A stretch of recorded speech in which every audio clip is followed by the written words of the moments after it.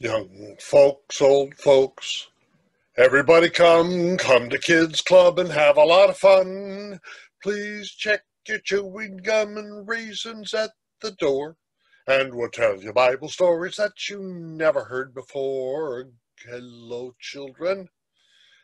I'm Pastor Ted. Get ready. I'm going to read the Bible. You're going to hear a story. This story is about Jacob, Rachel, and Leah. Remember, God made a promise to Abraham and Sarah that their genetic descendants, like the stars in the sky, too many to number, would bless the world. And they had a son named Isaac, and he fell in love with Rebekah, remember? And she gave birth to twin boys. Do you remember their names? Esau and Jacob. And Esau was a hairy man, but Jacob was a smooth. And remember the treachery. Jacob fooled Esau into getting his birthright, and he fooled Jacob into getting the inheritance that belonged to Esau. Treachery, trickery. Now we're going to talk about two girls who come into the story, Rachel and Leah. And Rachel and Leah live a long way away from Israel. They live in the town of Haran in Mesopotamia. And Michelangelo, the great artist, made statues of Rachel and Leah. There they are. Now remember that Jacob is running away from Esau, and he goes all the way to Mesopotamia, and there he meets Rachel, and he falls in love with Rachel.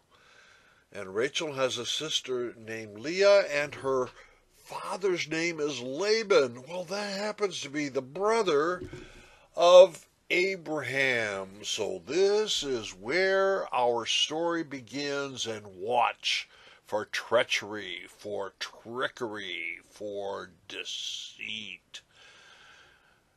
Teaching kids about Jesus coming next.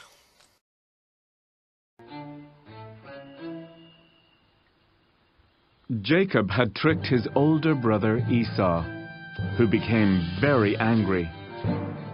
Jacob was afraid and ran away from Esau. That night in the desert, Jacob had to sleep outside with a rock under his head for a pillow.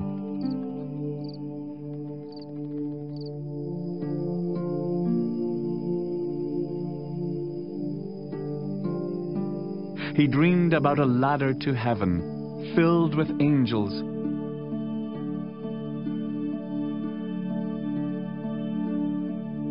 God spoke to Jacob in the dream and promised to bless him. Jacob continued his journey, traveling a long way.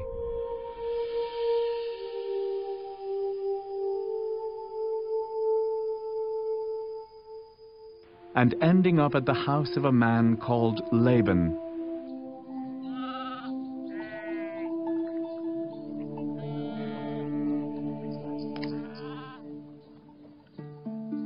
There he met Laban's beautiful daughter Rachel.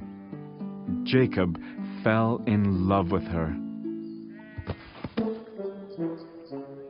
He told Laban, "I'll stay here and work for you if you'll let me marry Rachel." So Jacob stayed and worked 7 years for the woman he loved.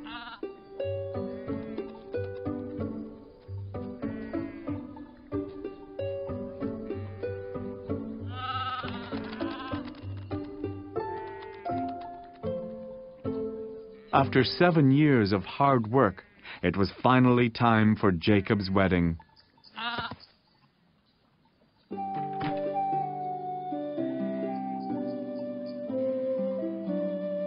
everyone got dressed.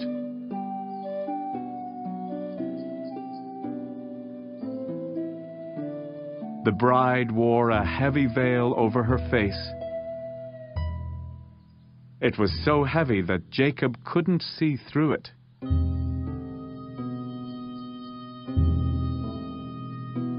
To be your bride. I do. And now, blessed by God, you are man and wife. You guessed it. Laban had tricked Jacob. Rachel was not under the veil. It was her sister Leah instead.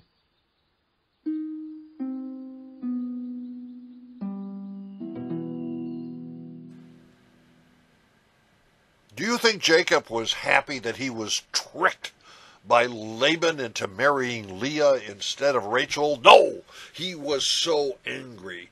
But after he cooled down, he said, Laban, I'll make a deal with you. I'll work another 7 years, but I want to marry Rachel and no tricks this time. It all worked out just fine. 7 years later, Jacob married Rachel. Now he had 2 wives, and they had 11 children, and Jacob worked another 6 years, 20 years total, and then he decided it was time to go home.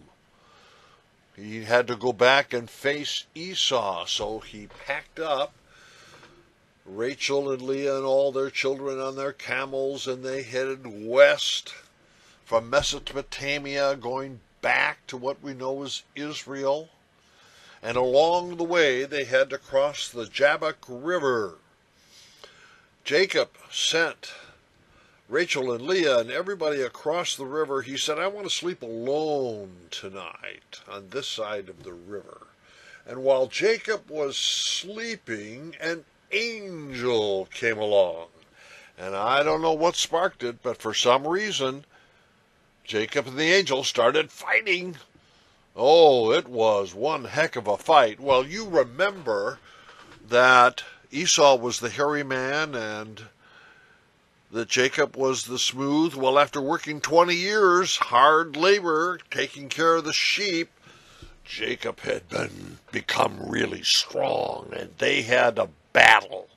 The angel would throw Jacob down and pounce on him, and Jacob would throw the angel down and crack a wing, and oh my goodness, they fought and wrestled hour after hour, and just as morning was about to dawn, Jacob had the angel in a headlock, and the angel said, let me go, and Jacob said, I won't let you go until you bless me. Oh, you want a blessing? So the angel gave him a blessing. He said, from now on, your name won't be Jacob. It's going to be Israel. And that's how the nation of Israel was born. So Jacob continued on his trip. He came back to the promised land, which was now going to be called Israel. He and Esau met. They kissed each other as brothers and friends, and the Esau family and the Jacob family lived in the land that would be known as the land of Israel. Now, you and I may or may not be genetic descendants of Abraham, Isaac, and Jacob, but we are children of Abraham, Isaac, and Jacob by faith in Jesus. Jesus was a genetic descendant of Abraham, Isaac, and Jacob, but he's also the light of the whole world, and you and I are included in that. Young folks, old folks, everybody come to Kids Club and have a lot of fun. Please check your chewing gum and raisins at the door, and we'll tell you Bible stories that you never heard before. Goodbye, kids.